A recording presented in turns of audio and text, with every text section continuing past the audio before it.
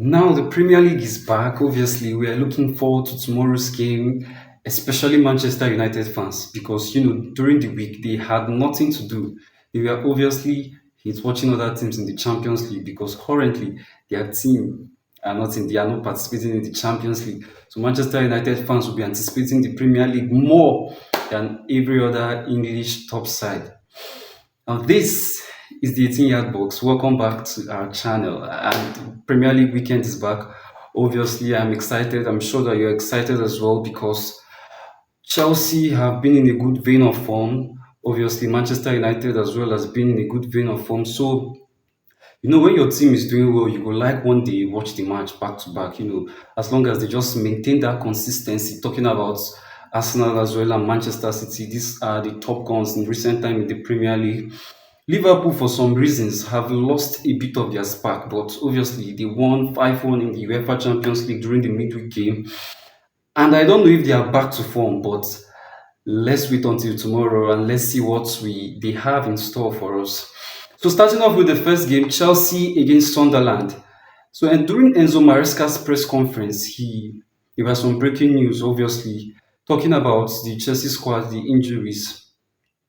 Obviously, there's no Kopama back yet. Kopama is not back, and I'm surprised Chelsea have been coping very well without Kopama. Talking about Moses Caicedo. Moses Caicedo has been in the best form. He's in a rich vein of form, obviously, because he's one, if not the current best defensive midfielder in the Premier League, and he has been adding goals to his game. If Moses Caicedo is in the starting lineup, then just expect a win or draw for Chelsea, especially against this smaller side. So I don't know about the bigger side because the last time Manchester United won them, we can attribute that to the red card. If not, then it would have been a tougher game. But Moses Caicedo has been in a rich vein of form for Manchester United. So Enzo Maresca talked about the injury news and he said there was a breaking news that Liam Delap is back. Yes, Liam Delap is back. My guy don't watch Magui for Champions League. He saw the way that Magui scored in the Champions League, and this guy realized that his position is in danger.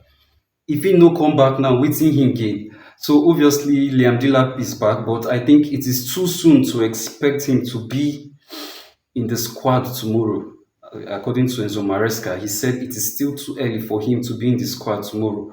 So the game against Wolves, we might be expecting to see Liam Delap. Kopama is not back yet. Tosin is back. He featured in the Champions League. Obviously, people like Chaluba will be coming back. And Malo Gusto will be absent from this game as a result of the last red card he picked against Nottingham Forest. So I don't think any other person will be missing this game. Enzo Fernandez is back. He featured in the last game.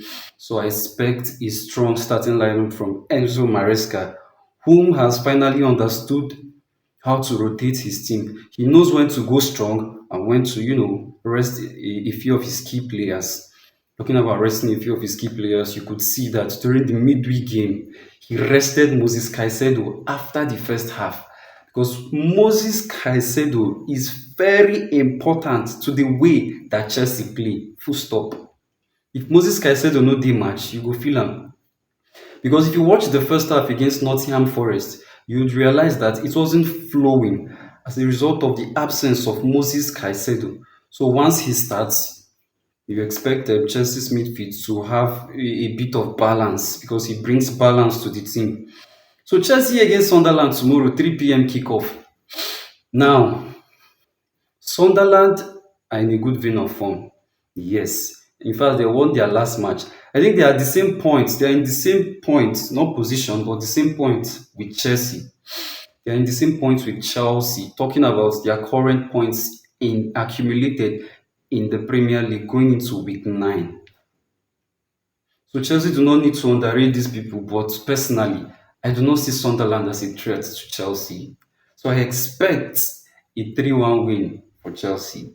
Yes, the one goal I'm giving to Sunderland is because I don't know, Chelsea's defense have been allowing a couple of goals in recent time. I don't know why. They will score more, but then they'll call allow you to score one. I don't know the kind of giveaway that Chelsea are doing like this, but expect a win for Chelsea tomorrow. Manchester United, of course, has their own game against Brighton by 5:30 p.m. Now, let's be straight. Brighton has been a club that has troubled United in the past 3 or 4 seasons. Because I don't think in their last 3 or 4 meetings, if Manchester United has won Brighton. So Brighton is always that hard nut to crack against Manchester United. No, not just against Manchester United, against most of the big teams.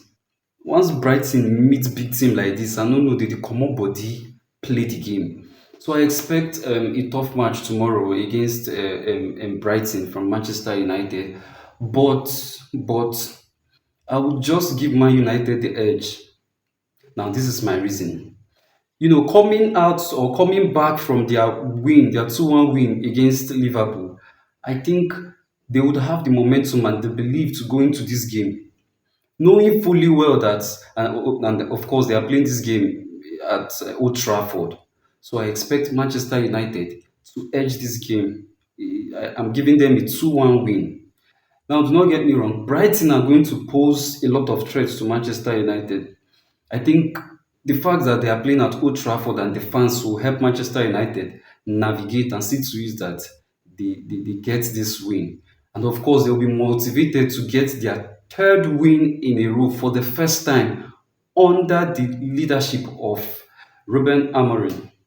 Yes, since Ruben Amorim took charge, Manchester United have not won 3 games on the bounce, and I think that will be a motivation for them to as well do well and win against Brighton. Brentford, Liverpool tomorrow as well, 8 p.m. So now Liverpool coming back from their 5-1 win in the UEFA Champions League, I think they will be believed. Obviously, Jeremy Frimpong will be missing this game as a result of the injury he sustained against Frankfurt. I do not know if Musala will be starting because I don't know if he was rested or if he was benched against Frankfurt. But I expect Musala to be in the game because this is an away game in the Premier League. And when you are going to Brighton after, and when you are going to Brentford after a UEFA Champions League game away from home, it is always a difficult game. And Arne Slot complained about teams that played long balls. He talked about Manchester United, that they played long balls. That was why they were able to defeat Liverpool. Now, Brentford are the king of long balls, the king of set pieces, the king of long throws. So I expect a difficult game, but I am giving Liverpool the win because they can't afford to drop any more points. If you look at Arsenal and Manchester City, they are not taking things easy.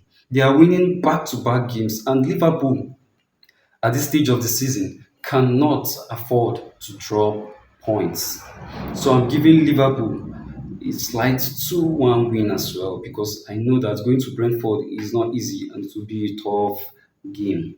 So Arsenal going into Sunday, Arsenal is hosting Crystal Palace and Aston Villa is hosting Manchester City. So Arsenal against Palace, Arsenal has the best, but Arteta did say that Gabriel is a doubt for the game, but I still expect Arsenal, to go through because they have other defenders who are sitting there on the bench of the same quality as Gabriel. I expect a 2-0 win for Arsenal and Manchester City, Aston Villa at home. Aston Villa lost their last match in the Europa League. Yes, they lost their last match. So I'll be expecting a response. But with the current form of Erling Haaland, that guy has been unstoppable since the Premier League started this season. He has been scoring back-to-back goals. So I expect Haaland to score tomorrow as well, to score on Sunday as well. And I expect Manchester City to win the game 3-1. Yes. So these are my predictions. Kindly drop your predictions in the comment sections and tell me what you think about the games against, especially Chelsea's match tomorrow, Manchester United match against Brighton. Let us know your predictions. Please do not forget, subscribe and like this video.